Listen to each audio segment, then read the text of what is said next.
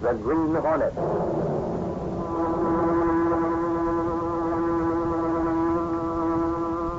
He hunts the biggest of all game, public enemies that even the G-men cannot reach, the Green Hornet.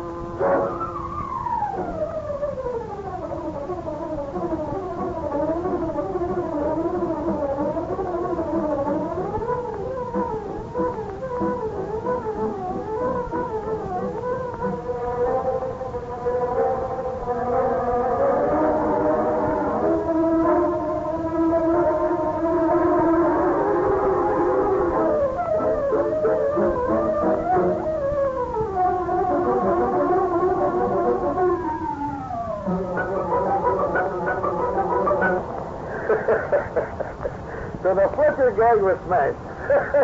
Well, that's funny, plenty funny. Yeah, Porky. The Fletcher gang was put out of commission months ago. Don't you remember what the paper said? Sure I do. Especially that sentinel that poked his nose into all the rackets in town.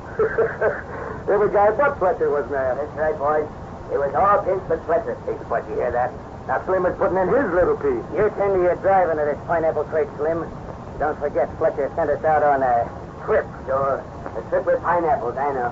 But, boys, I was just telling you, Fletcher's got a brand new setup now. We're all new. And safe. Because this time Fletcher's been lying low. Clear out of sight. Yeah. He ain't even made a noise since them slick lawyer fellas he knows got him out of that last jam. Yeah, that's right. So now we're all set with a new boss. And I'd say a mighty slick one, huh? Right. But listen, Porky. The boss don't intend to fool around none with these mugs, you know. You bet he don't. They pay up or else. If they don't pay, he sends us out to do the or else. Hey, Slim, have some fruit store first. You know where it is, don't you? Sure. After that, where to? Farmers and then Ladoni's. Okay, Spud. I wonder, Spud, how much this fruit racket's good for. 20. Yeah, what do you mean by 20? Yeah, Fletcher says there's a couple of hundred fruit dealers in town. They pay an average of $10 a week for protection. Well, that's $2,000. Yeah, that ain't a fortune. Maybe not, but Fletcher knows how to handle this, see? Things ain't what they used to be, you know. You think so? I know that. After he gets the fruit stands lined up and paying regular, and he'll take another line of business in. Stick with Fletcher and you'll live. I'm sticking. And after tonight, we'd all better stick. You're talking sense now. We might need them alibis the boss will have fixed first. Say, which you two guys handles the bomb? Me, I'm tossing the pineapple, Slim. And Spud takes care of the chopper. The boss said to toss pineapples at the first two joints and then rake the third with machine gun fire, along with the pill tossing. Hey, there's the first place next corner. I see it. Think I'll unlimber the gun on that place, too. Need a little practice. Yeah, guess it won't hurt none. Slim, slow down when you go by now. I don't want to miss the throw. Okay, you birds, get set. Now, Porky, let her go. She's gone. Now start the gun.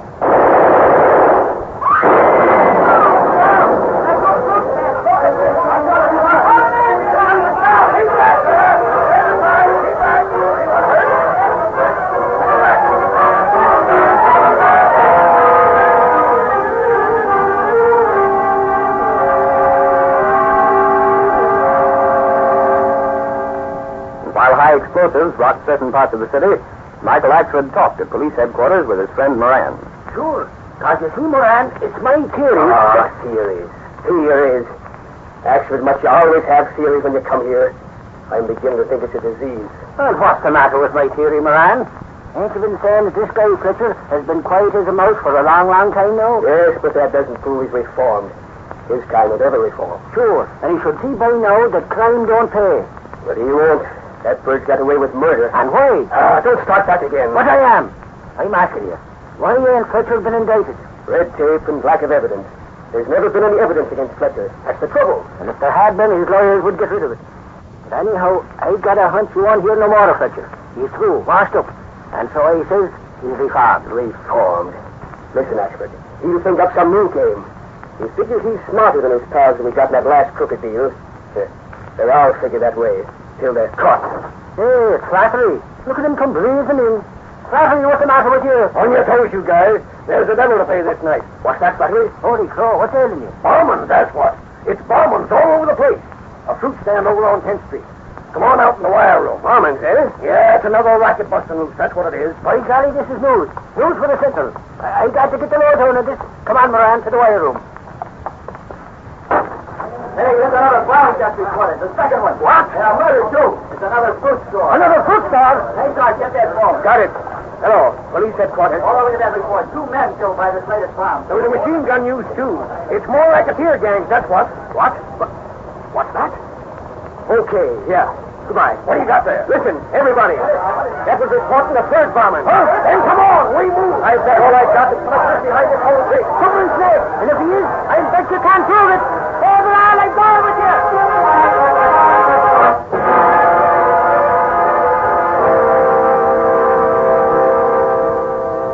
The next day, while the newspapers carried stories of the triple bombing of the night before, Britt Reid, publisher of the Sentinel, dined in the exclusive Civic Club with a young friend of his. Ralph Forrester looking for work. As a newspaper man, Ralph, I'd say that is news. Well, Britt, it's your fault. My fault? Dad said that if you could settle down and run the Sentinel, it was high time I did some settling, too. Oh, did he? And I've had the idea that I might learn a newspaper game, too.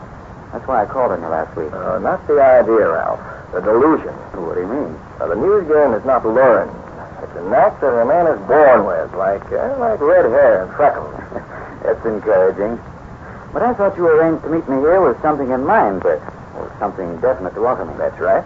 But it isn't the newspaper business. Ralph, I have called Mr. Nelson, the big insurance man in town. Now, hold on before you say no. Nelson's expecting to see you this afternoon. Ralph, there were 3 fruit stands bombed last evening. I read about that. But what's the connection, Britt? Well, it's occurred to me that fruit dealers should make admirable prospects for insurance. Insurance against fire, theft, and bombing. Bomb insurance? Well, something like that. A specialized form of insurance, you see. Yes, now I begin to follow your bent. Just a minute.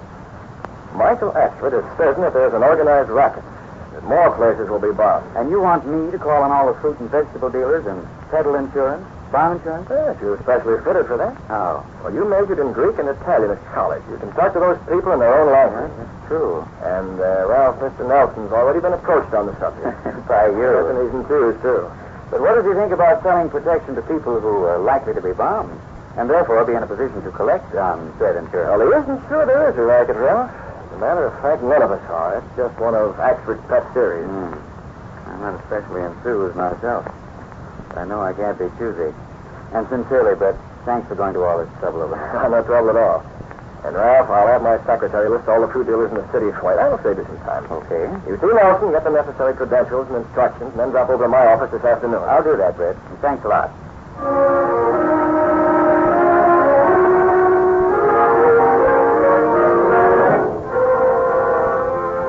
Forrester didn't suspect that Britt Reed was beginning to map out a plan that would carry the Green Hornet into a fight to the finish against the Underworld racketeers that had carried open warfare into the city streets.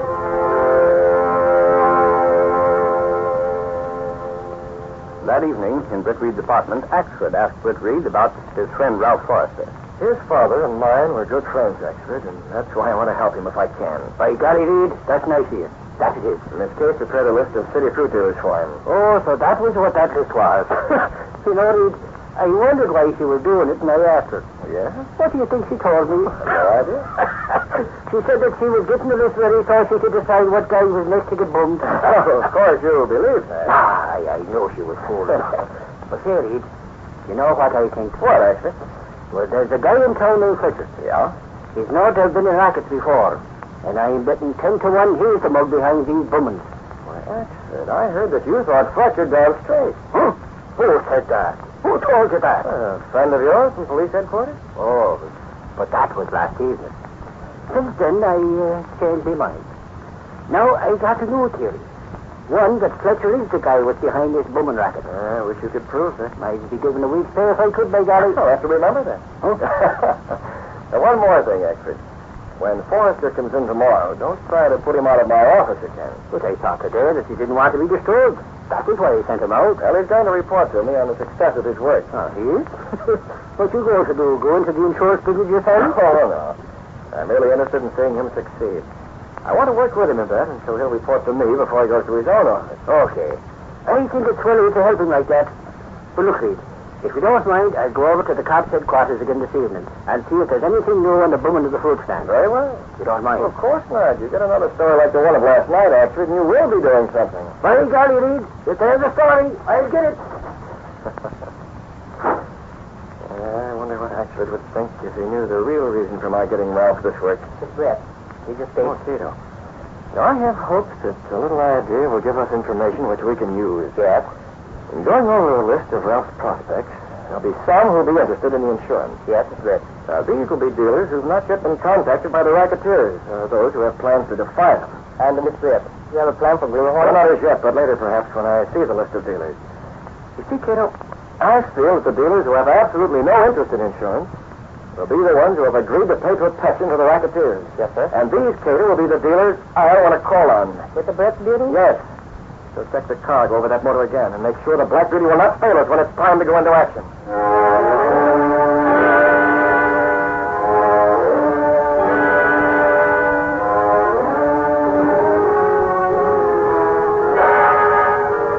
During the next few days, Ralph Forrester called regularly on Britt Reid, unaware that the young newspaper man was gathering data for the Green Hornet.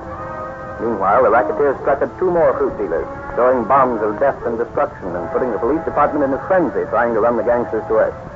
But finally, the Green Hornet was ready to act. Britt Reid was followed by his faithful valet Kato as he went through a secret panel in the rear of his clothes press. Kato, close the panel. I have the names of a few of the fruit dealers that were completely disinterested in Forrester's insurance proposition. Yes, it's Britt. Tonight, we'll call on these dealers. You have the weapon of the Green Hornet with you? Yes. The mask is in the pocket of the car? Yes, sir. Here's the door to the old building. Actually, it won't be in for hours. I'll have the entire evening to work. You'll be none the wiser. You need much time? Well, I want to make as many calls as I can. The more fruit dealers we visit, the better the chances will be for the success of our plan. There's the Black Beauty, ready to go. Yes, but remember, Kato, you can't let down in your care of the Black Beauty. Always check it thoroughly, because every time we make a trip, our lives depend on this car. I'll not sell, Mr. Britt. I'll sell the car. Get in. Now, let's see if I'm right in believing the first dealer we visit is paying protection money to this racketeer gang.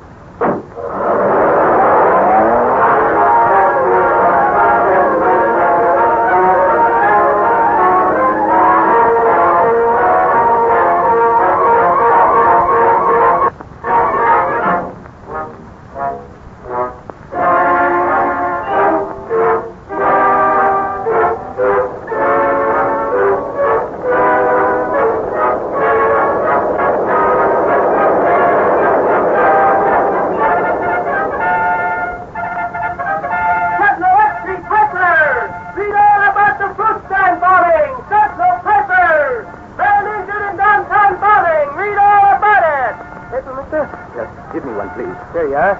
Thanks. It's Tom Keeper. They ruined his stand. I'm in the hospital. I've got to go home and tell Laura. I may be next.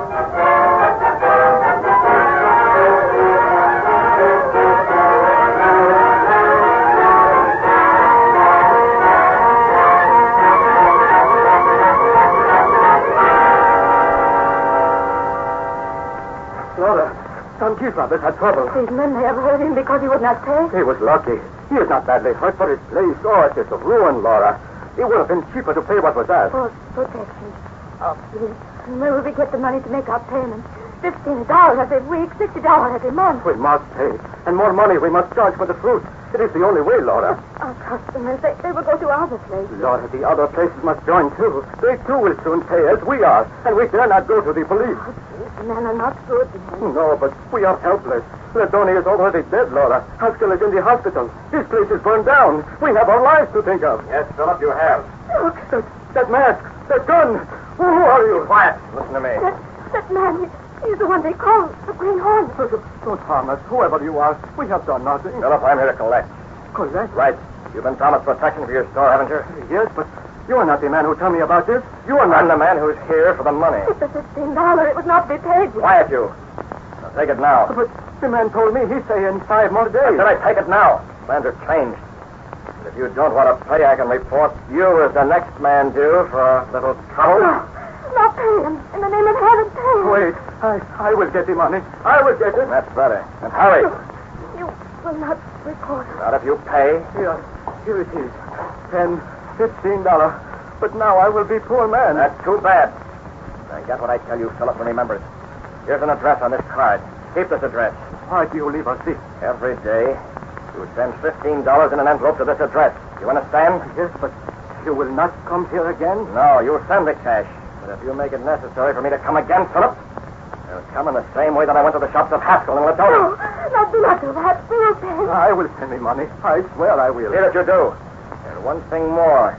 Don't tell anyone where it's to be sent. If you reveal that address, that'll be reason enough for me to call back.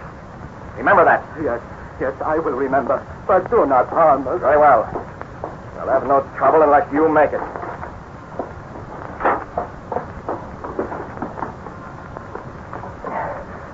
Let's go, Kato. I've hurt to see those poor people scared to death like that, but it's the only way. Yes, Mr. Smith. And now... I will call on the next man on our list. 4 times that night, the Green Hornet called on certain fruit dealers and left address cards. Sure, his threats of secrecy would cause these intimidated men to give that address to the real racketeer.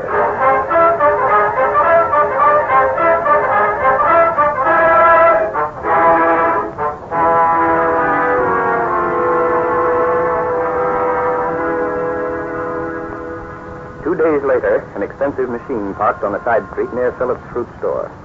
One man in that car waited for 2 companions, and when they returned... All right, you birds, let's go. Get out of this neighborhood. Sure, boy. Okay, where's that cash? Fletcher, we ain't got it. Ain't got it? What are you talking about? Philip's already paid. Already paid? Hey, what's coming off around here? I want that $15. Boss, what Porky says is right. Philip paid out already. To another guy. Why, you crooked double-crossers. What do you think I am to swallow that? It's true, Fletcher. True as I'm sitting here. The Green Hornet got that cash from Philip. What's that? Boss, the Hornet's muscled in on our game. He told Philip that he was the big boss, and he come to that poor sap and collected in person. Why, that... Wait, boss. Look at this card. Well, what about the card? Listen, the Hornet left it with Philip, see? And told Philip he could send all the payments there, every week. The Green Hornet. Boy, that dirty chiseler. Boss, we had one swell time getting that card. But Porky there, he's got ways of making a guy talk. So the cash is to be sent to this address every week, huh?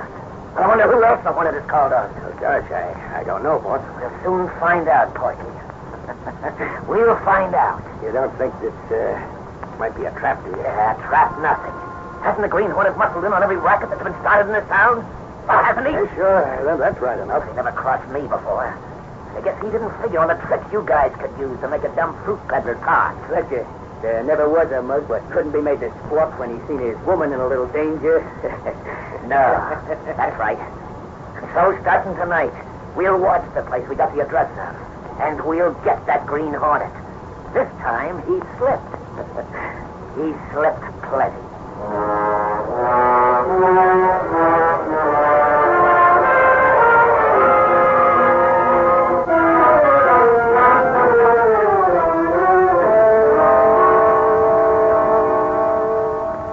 Not long before dinner that evening, Axford ran excitedly into the office of his friend Sergeant Moran at headquarters. He talked wildly, a letter waved from one hand. Moran! Holy cow, man! Get a load of this. It's the best tip you ever got. Well, Axford, you crazy banshee, take it easy. Tell me what it's all about. The Green Hornet, that's what. What? The Green Hornet, that's it? This here tells where the guy can be found. It tells, too, that he's the guy with head in his fruit racket. Is this straight, Axford? Here, let me see that. Your bet is straight. And didn't I tell you all along that Fletcher wasn't the guy? But maybe Fletcher is the guy. Maybe he's the Green Hornet. It could be. But listen, this come into the office without no name sign. And Britt Reid, he gave it to me. It sounds like the bird who wrote it knew what he was talking about, all right. Sure. That's just what I told Britt Reid. You mean that's what he told you? But forget that. We're going there, so that address is given. That's what I was going to suggest, Moran. We'll take along Flattery and a couple of the others. No, one moment, Moran. You're making a mistake to take along so many that they give it away. But if we was to go, just a couple of us, and lay in wait, that Hornet might come in. All right, Axford, we'll do that.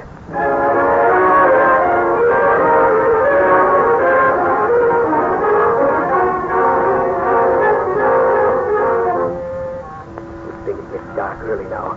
Or we might be seen sneaking into this place. Yeah. It looks deserted, though, don't it? Never can tell about that. Take this flashlight. Turn it over here. Now, I'll have this door open in a jiffy. I hope. Yes. This door isn't used much. No, it is. It was out there. Try again. Give me the flashlight. Now be careful where you step, Axford. Some of these floorboards might... Squeak, was you going to say, Moran? Yes. Now don't you hit that same one again. All right. I'll be careful. But if he's here now, well, he's already heard it. And if he ain't here, it don't matter. Turn your flashlight over ahead of it. Don't see much yet. How about looking to see if the front door has been used recent? Good idea. Hey, look. There's some envelopes shoved under the door. By golly, it's beginning to look like maybe there was something to this tip after all. I hope you're right about that. But look here. John Sloan. John Sloan. Say, all of them letters has got the same man's name on them. Yes, I wonder. Well, don't stand there hawking them up. Just what I'm doing. Just exactly what I'm doing. Oh. Now, what's in the first one, huh? Dough. Look here. $15. Holy claw. Now, what do you suppose? Hey, Moran, what's that note would it say? Philip, per the week of the 12th. Philip. Philip. Here, Ashford, take this one and open it. Right. Well, listen, I just remembered. Philip is the fruit dealer. Cos Reed mentioned that he was one guy that couldn't be sold insurance. Plain as day, Ashford. How's that? The Green Hornet told these guys to send the dough here. He's cutting himself in on the racket. Sure, that's it. And he told all them fruit dealers to send it in to John Sloan. Yeah. Moran, there's more dough in this one. Now we've got proof. So all we got to do is wait till he comes and then grab the Green Hornet. Am I glad I brought him in those sandwiches? We may be having a long wait. There's another thing, Ashford. What's that? We can get the names off these notes here and have some mighty good witnesses. By golly, that's right, ain't it? Quiet. There's a car. Stopping outside. Hear it? Yeah. Oh, golly. It's him. All right. Get back where it's dark and wait. I'll give the word when everything is set to nab the Green Hornet.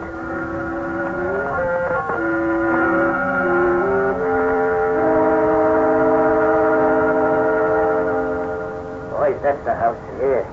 It's kind of deserted, don't it, Fletcher? Well, Porky, that's the way the Hornet would want his joint to look, see? Shut up, Spud. Now, come on, both of you.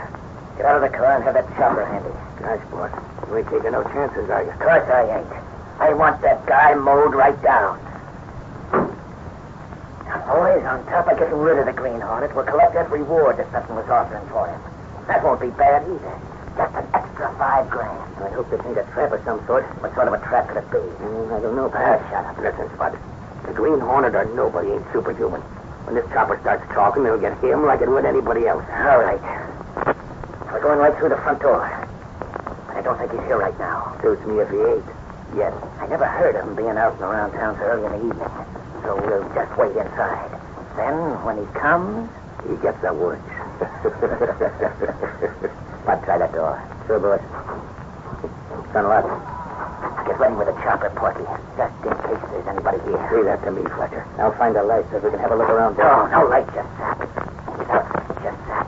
He's outside waiting. You want him to see us? Now we Drop your gun. Jesus, somebody. We got you coming. Quick, the chopper.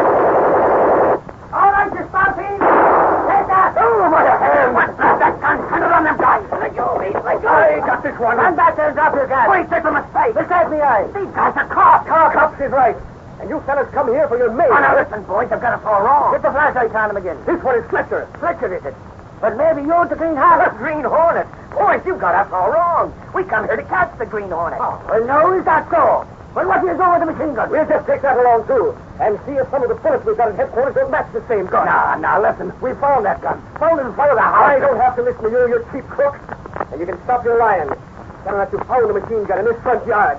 We just want to get out of that car with it. I thought it was made here, you know. Address to John Sloan. It's a frame-up. A frame-up, boy. Boys, there is a mistake.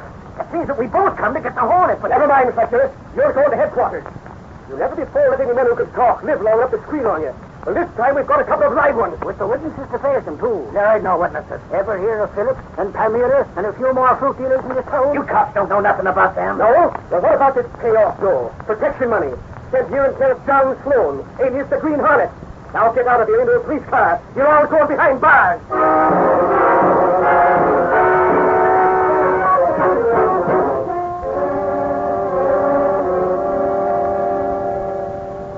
Very jolly, Reed. You know, I was right both ways. How do you mean, Ashby? Well, Fletcher was involved in that fruit racket, and so was the Green Hornet. Oh? Porky and Spud, Fletcher's two sidekicks, they talked plenty about him. He'll take a murder at it. Good. But there's something I can't figure out. What's that? From the stories we got, it had seemed the Green Hornet was in the racket too. But Porky and Spud swore up and down he wasn't. No? And another thing, he got cash in person from the guys that's been subpoenaed into court as witnesses, and only a couple of days before we found the letters under the door. Yeah? Well, he must have put the cash in them letters and sent them to that address for Fletcher and his pals to find. Otherwise, Reed... I guess that's the only way to explain it. But actually, tell me this. Is the racket really smashed? Chauffeur says it's busted wide open. Well, that's the big thing. That's all that really counts. Sure it is, and all that. But still, I don't see how he... Oh, excuse me, actually. Hello? Oh, yes, Ralph. How are you? You what? You say you read about the fruit racket being smashed?